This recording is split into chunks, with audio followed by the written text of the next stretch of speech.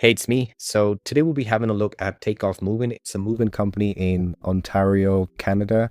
So we'll be having a look at their website, just seeing what we can improve from an SEO standpoint, and then reporting that back to them. Now, straight off the bat, what I usually like to do is just look at the URL structures. Well, sometimes I look at the homepage because the homepage can be quite telling. But right now, if I look at the homepage, they pretty much have like most of the sections that I would like to have on my home services website. So what I would then do is just maybe look at the on-page SEO. But for this website, it looks like they have quite a bit of like location pages and just pages built out. So what I did was I pulled up their URL, and you can see here we have kind of the entire list of URLs there, and it's over 300, I think 340 pages. So that usually tells me either one, they are doing a ton of blogging, or they have a lot of programmatic pages, meaning these are essentially pages that look almost identical. They tend to have thin content, almost exact same URL structure, almost the exact same page structure, if not the same page structure. It's just that each page has like a different keyword. So for example, Parkway Forest, I'm pretty sure it's going to look almost the same as Parkwood Movers, because essentially what they've done is programmatic SEO.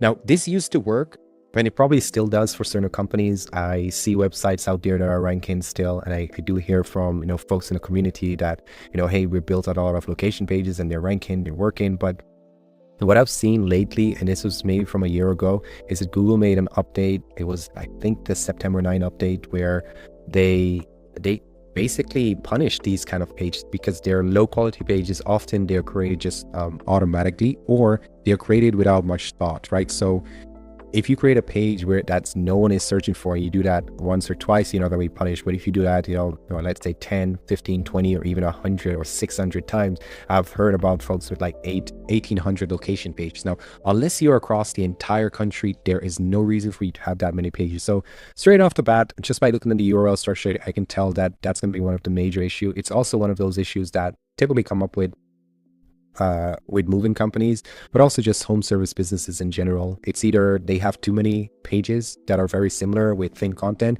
or they have almost no pages. So it's kind of like between two extremes, and both of those extremes are not really going to help you rank and get more customers, get more leads. So straight off the bat, that's something that I would improve. Now, to wrap that up, essentially why it doesn't work, I kind of like made a list here of items. Now, the reason why it's not going to work is the pages look very identical. It's easy for Google to recognize them because they have almost the exact same URL structure.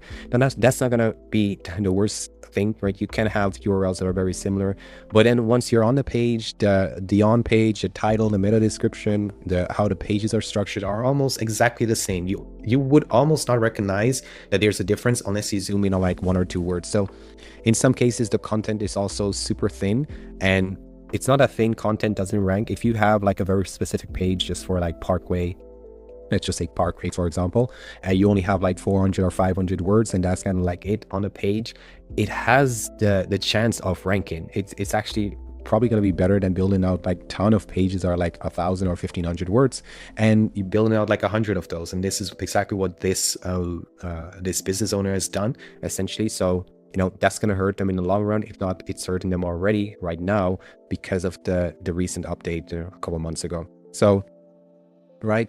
And like I just mentioned, these pages usually don't target anything, right? There's no one searching for that specific neighborhood or part of the city. They're probably searching for something higher level, right?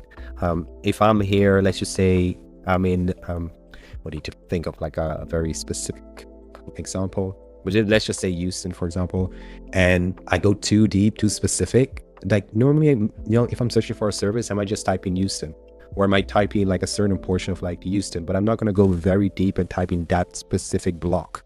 That's going to hurt you. No one is searching for that. It just weighs on your website. Your website becomes super bulky, and Google doesn't like that. The users don't really like that. They don't really benefit from that. So as a consequence, you weaken your domain authority, you dilute your page signal, and then you also have crawling efficiency, right? It's because Google has to crawl all of those pages, and after a while, Google is like, man, this is exactly the same page as the 100 other pages before this. So why should I come to this website and waste my crawl budget, right? Google is about efficiency, users also. So keep it tight, keep it slim. To the point, and don't go too deep when it comes to location pages. And really, maybe if you'd spoken to me maybe like 2 years, 3 years ago, I would have just said like build out those location pages. It's not going to hurt you. But nowadays Google does kind of like, well, they don't really like those kind of pages. So what happens over time is that your rankings just get suppressed. You kind of fall off the map because Google is not going to rank those 100 or 200 pages, and then your rankings just drop altogether. So for your pages, for at least this site, having like, anywhere from like 10 to 20 pages, and then having the locations, the different neighborhoods listed on those pages is actually going to work much better. It's going to help them rank better, because Google is smart enough, AI is smart enough to like, connect the dots. If you mention the neighborhoods, the zip codes, right, landmarks, or just things to do in that area, Google is going to be able to like piece together that you don't really need to create like an additional page that has the exact same content as the page that's linking towards it on that page. It's just a waste of time. It's a waste of energy and resources, and then Google just basically punishes you in the search engine. So that's number one. Now another thing that I notice is that a lot of move-in companies will typically have, and it's not just moving companies, I've seen this with junk and wool companies and also other home service businesses, is that they just write content, especially nowadays where you can do a lot with like AI, with ChatGPT. And ChatGPT is kind of dangerous. It's crazy. It's really good if you know how to use it and how to like edit, or you're willing to spend the time to edit your content afterwards. It can give you quite a bit of like content, but after a while it just becomes kind of like repetitive in terms of like what it's saying. And maybe after like 5-6 articles, you don't really notice it. But after like the 10th or 15th article, you kind of like seeing almost exactly the same thing. And ChatGPT and just AI in general has the tendency to lie to you. It's like a politician. It will tell you exactly what you want to hear, as long as it comes off as, pretty good or pretty decent, as long as it's fulfilled your desire. And your desire is usually, it kind of tries to sense your desire and then presents that information. And, of course, it has like sort of cornerstone, like it doesn't, I've tried it, like I've given it a picture of myself, turn me into an Asian, change a picture into an Asian. You kind of need to like really adjust your words, because it doesn't want to change like a white person into a black person or whatnot. You're right. You have those corners where it kind of like forbidden area where it would just not go. But in terms of like content, most content, it will kind of just tell you whatever you'd like to hear, and if you're happy, it moves on. But it might not be the most truthful answer for your audience, right, or what you'd actually intend to say. So a lot of folks, they kind of just write content for the sake of writing content and just publish it. There's no structure behind it. They haven't done the keyword research. Even if you have done the keyword research, it's not structured properly. We like to structure, this is like a pyramid, but we like to structure our content in sort of like a pyramid where, you have your top level content. That's the main priority content. Usually it's going to be a money page. That's going to be like your service pages or your procedure pages. And then you have essentially 2, 3, 4, maybe 15 or 20 supporting pages that are linking up to those different pages, supporting those top level pages and help you write better. So yeah, that takes a bit of time. AI is not just going to give you that unless you know exactly what to ask. And even if you do, you kind of need to know how to steer AI into the right direction. So basically, when we do our campaigns, we have a content calendar. That content calendar is based on keyword research, where we look for money keywords. And if we've done your niche before, we already have that information. It's just a matter of adjusting it for your location. And then out of that comes a content plan. And once we have a content plan, it's about systematically building out our content, making sure that it's indexed. And that involves maybe a PR campaign or building backlinks to those pages, so that the chances of it being indexed and picked up by Google is much higher. Because right, there's no use in publishing this much content if it's not targeted at commercial keywords, if it's not indexed on Google, or Google crawls the page and doesn't index it, or it doesn't rank. So we do quite a lot when it comes to like the content. And then once we have a content calendar, we essentially write content using tools like Server SEO, Phrase. There's Neurowrite is also pretty good. And we analyze your competitors, the top ranking websites for that search term. And then based on that, we write content. Essentially, that tool will help us tell us exactly what keywords we should put in your content in order for that content to stand the best chance of ranking. So that's to say, a lot of things, there are probably articles here that should not be there, or I'm pretty sure there's no plan in terms of like the type of content they want to publish, and they're just publishing for the sake of publishing. So that's one of those like issues or just mistakes I see a lot with home service businesses.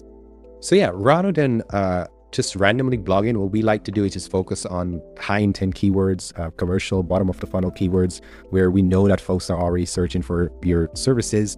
It's just that they haven't chosen the right company yet. So questions that you could think of is, how much do movers cost in Toronto? Moving costs in Toronto, cost of movers, GTA.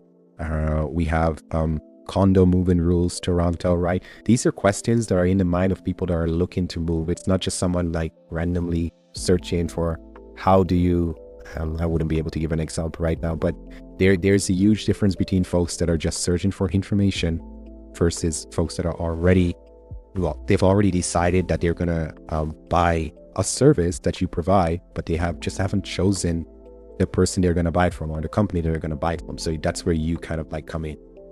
So another area that I usually see is just like the service pages are not that good. So it's a weak service pages essentially. So you have just moving services. We see that a lot in like the junk removal space, where they just put like junk removal and they have maybe like 4 different pages where you can actually break that down into exactly what type of things you're removing from the house as a junk removal company. The same for a moving company, like you can stay top level in terms of this, or you can list out every single item that you are able to move. Because just by looking at this, I wouldn't be able to tell if you can actually move a piano, or if you have experience moving a specific item that I am considering, but in my mind I'm like, I don't know, packing services. Have you ever packed a piano? Right? That could be something that's in my mind where I'm like, I'm really not sure. And if you have an article about that and I'm searching for that on Google and your article comes up, I land on your website. And we've literally had that with clients where people land on a certain blog article or a certain page, and let's just say blog article, because I've seen that happen plenty of times. Even there was one scenario where we had not created a form on the pages yet, on the side of the sidebar or in a footer, but what we still had was the ability for them to leave a comment. So essentially leave a comment or reply down here. This is also something that we see here, leave a reply, name, email, side. Yeah, so you don't want to make sure that this is actually a form and not just like a reply to the comment, not just a comment to the blog article. But we have seen where, and we have a lot of times where we've just launched a website. We have not like created like the sidebars or whatnot. And we relaunched the website, and we've had folks just fill out the comment section down here asking for a quote, but it's not the contact form, right? But it's still a lead. And that's just to show that the power of blogs and just being very specific with what you offer. So not just staying at the top level service area section or the top level service section. So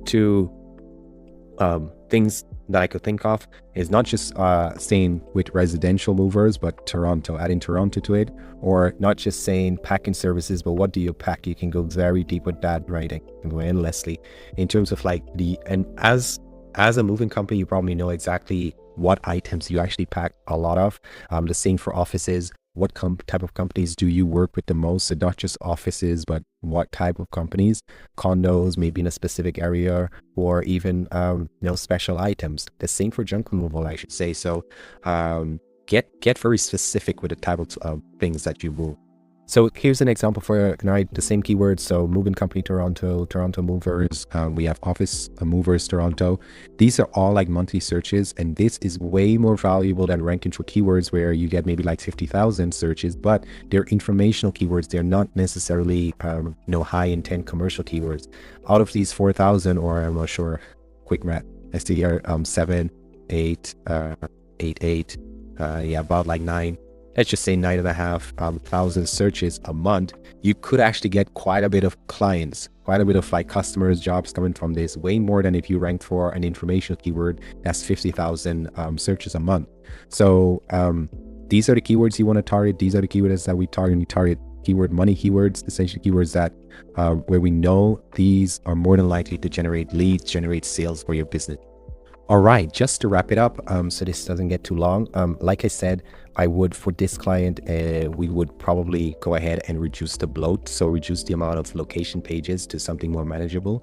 It's also going to be much easier to customize them. Customizing like 700, or I don't know how many he had, maybe over 300, but customizing 100 pages, it's a lot more effort than just customizing like, let's say 20 or 25 pages. So reduce the bloat. It's also going to help him rank for more keywords because the pages are going to be individually stronger.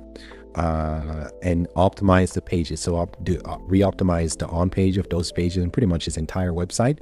Another thing would be to make sure that we go as specific as possible with the services. So right now we have some top level services. We'd want to go as specific as possible. And then over time, as we get more information from the client, we can always just target like one geographical area and just go all in on that area until we are dominating like the search engine for that specific area, and then we expand systematically. Another thing that I would most likely do is make sure we rework the internal linking, because if we just add new pages without proper internal linking or enough internal links to other pages, it's just not going to work. So on this page here, I'm scrolling and I think I only saw like one internal link.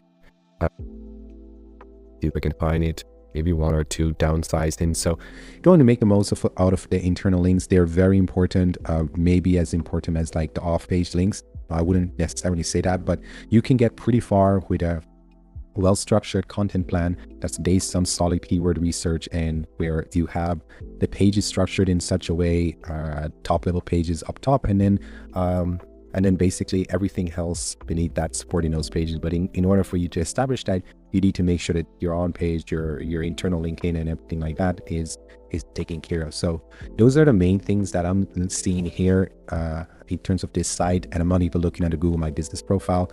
You'd want to get more reviews, get more reviews, optimize the Google My Business page, make sure that we optimize around the primary services, like a primary service, choose one or three pages, services to go after, and focus on those, get those ranking, and then the others can follow, because not all services are going to be profitable.